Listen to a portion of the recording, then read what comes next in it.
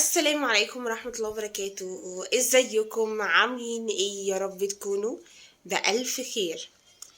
الفيديو ده يا جماعة عايزة احط له عنوان ما تغلطوش غلطتي. وسليم طبعا بيسلم عليكم.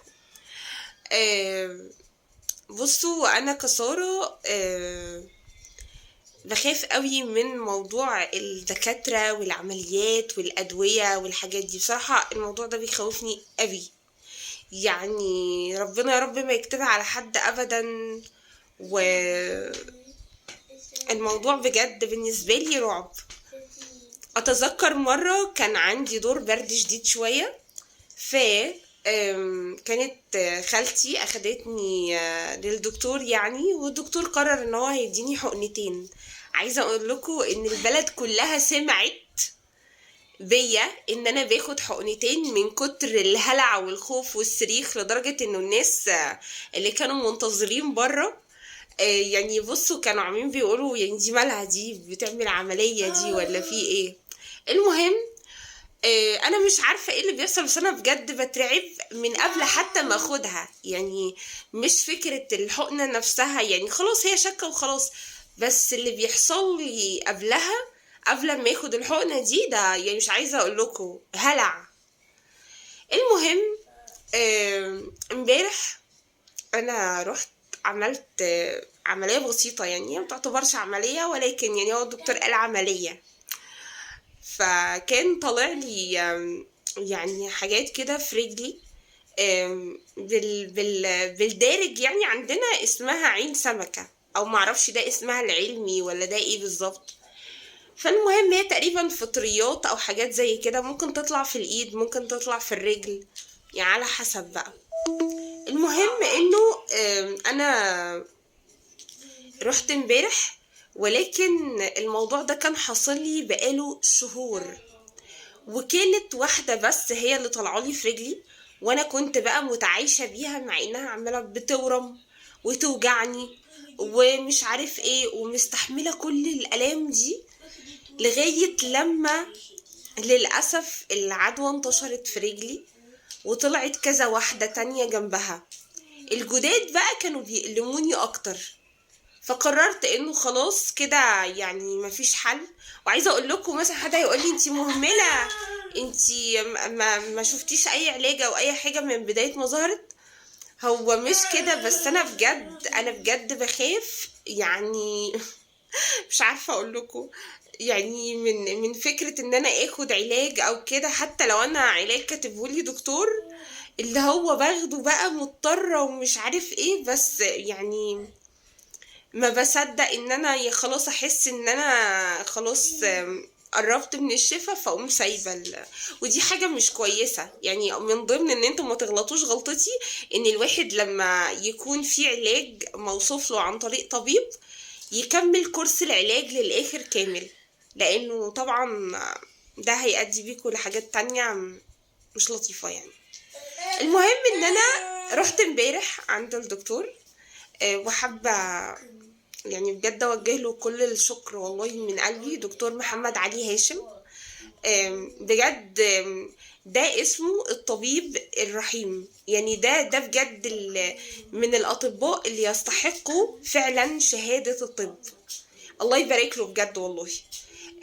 مبدئيا من اول ما دخلت، انا مش اول مره اروح له، رحت له كتير قبل كده، بس هو تقريبا مش هيدخلني العياده عنده تاني بعد اللي انا عملته امبارح ده.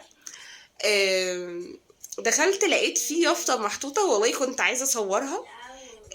هو اي حد من الارامل او المطلقات او الايتام او المجندين كاتب في اليافطة دي ان هما يعني يدخلوا يكشفوا عنده بنصف الثمن. فجزا الله كل خيرا يعني على المبادرة الحلوة دي.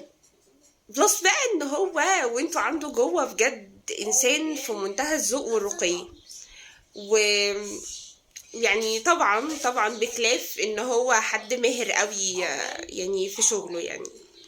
المهم انا بقى العين السمكة دي طلعت ازاي. طلب مننا ان احنا نجيب سرنجة اللي هي بناخد بيها البنج، لانه لازم تتبنج، لان هي بتتشال بمشرط، يعني الجلد اللي هو الميت ده بيتشال بمشرط الاول، وبعدين بيتم كي المكان. مش عارفة ايه الجهاز اللي كان معايا ده، بس دي حاجة يعني زي حاجة بتسخن قوي وبتسيح الجلد عشان يطلع الفطريات دي، او يطلع عين السمكة دي من جذورها علشان ما تنتشرش اكتر.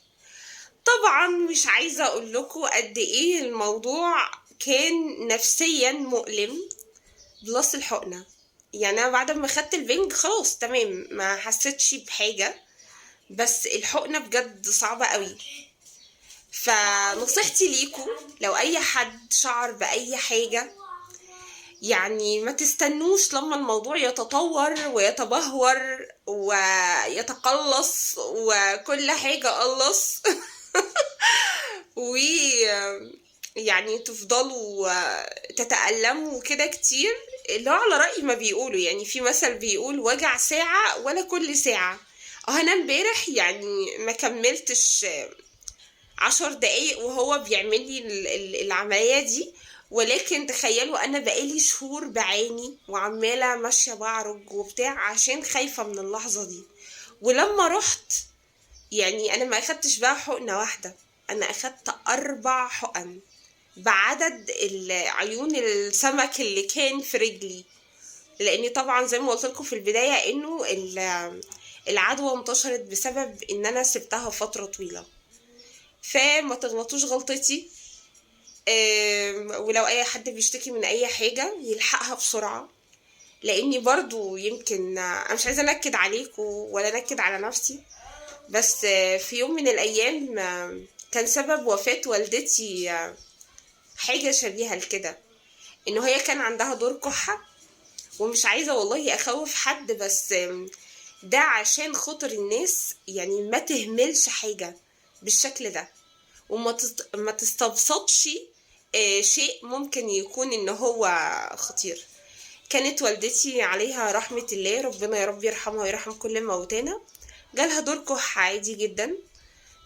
فضلت تاخد ادوية من دماغها كتير مننا اكيد بيعمل كده، بيروح ياخد ادوية عادي من دماغه وهكذا. فضلت شهور يعني عندها دور الكحة، يا ماما روحي اكشفي، تقولي لا لا ده دور كحة عادي وبتاع ومش عارف ايه. الى ان وصلت لمرحلة ان هي بقت بتنهج وهي طالعة ونازلة السلم، ونفسها بقى بيأثر جامد. يعني عملنا بقى سلسلة من الفحوصات والتجارب الطبية الفاشلة لغاية لما اكتشفنا ان هي كان عندها كانسر في الغشاء البلوري المحيط بالرئة. وللأسف 6 شهور ووالدتي توفت من اكتشافنا للموضوع. يعني الشاهد في الأمر انه لو الواحد فعلا من اول ما بيحس بحاجة، ممكن لو حاجة بسيطة ناخد لها يعني علاج احنا نكون عارفينه مثلا. بس لو الموضوع طول عن 10 ايام مثلا اقصاها وما تحلش، يبقى ضروري ان احنا نتوجه لطبيب مختص بالحالة علشان لا قدر الله لو في اي حاجة نعرفها بسرعة. اسفة لو كان الفيديو فيه شيء من الألم، حبيت ان انا اكون والله بحكي لكم الموضوع بشكل ظريف. بس كان واجب عليا ان انا انوه لحاجة زي كده عشان الناس تاخد بالها. السلام عليكم.